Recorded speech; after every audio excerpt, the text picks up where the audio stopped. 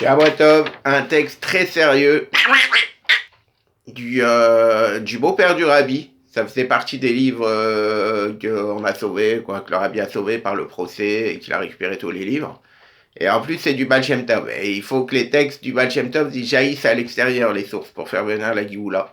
Ok, je vais lui dire. De bons sentiments et un comportement vertueux. Le Baal Shem Tov était très proche des plus simples parmi ses disciples. Il disait spécifiquement pour eux des explications de la Torah qu'ils pouvaient comprendre.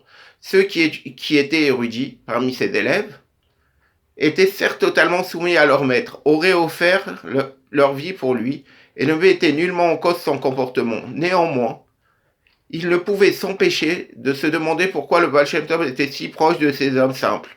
Pourquoi il commentait la Torah uniquement pour eux et étudiait ses commentaires et en recherchait le sens profond.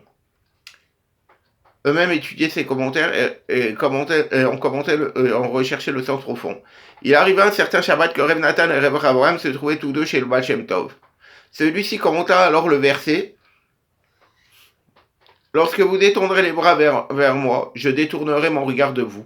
Même si vous multipliez vos prières, je ne les écouterai pas, car vos mains sont couvertes de sang. » Il expliqua que l'effort essentiel du service de Dieu était certes réalisé par le cerveau et par le cœur, par l'étude de la Torah et la ferveur de la prière. C'est de cette façon qu'il peut en découler des sentiments effectivement éprouvés de la manière qui convient dans tous les domaines du monde.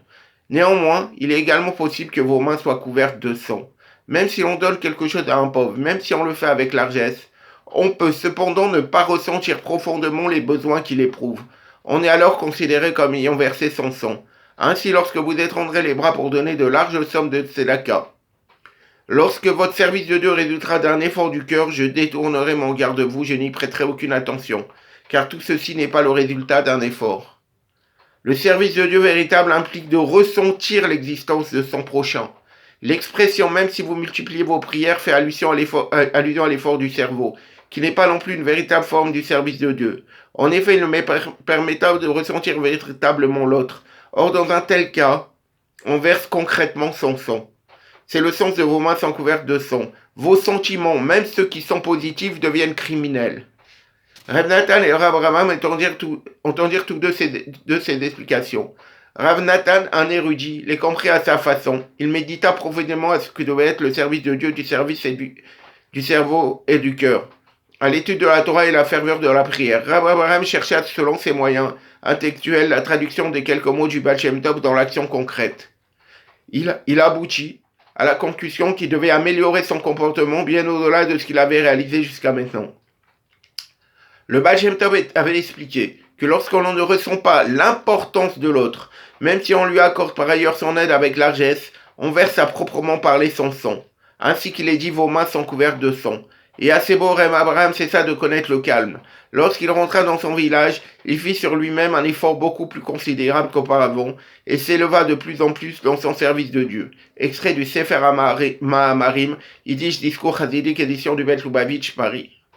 Rabbi Yosef Schneerson de Lubavitch. Voilà, c'est magnifique, c'est merveilleux, c'est toute la Torah, c'est tout ce que veut Hachem de nous. Voilà.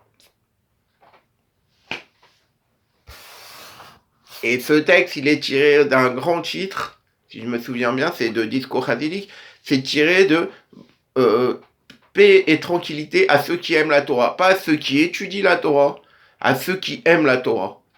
Pourquoi on peut aimer la Torah? Parce qu'on a compris que la Torah, elle vient, comme a dit Akiva et Hillel, elle vient, et le Hashem Tov, elle vient, et le Rabbi, pour nous faire aimer notre prochain parce qu'on l'aime au fond de nous, c'est la vérité au-dessus de toutes les vérités.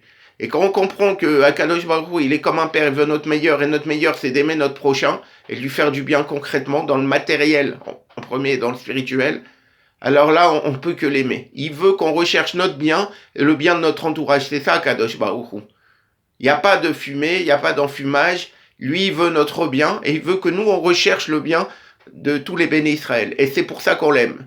Et si on ne croit pas ça, on se trompe d'adresse pour Akadosh Baruch Hu. Les élévations spirituelles, le machin, le truc, voilà. Allez, Kol Tov Shabbat Tov.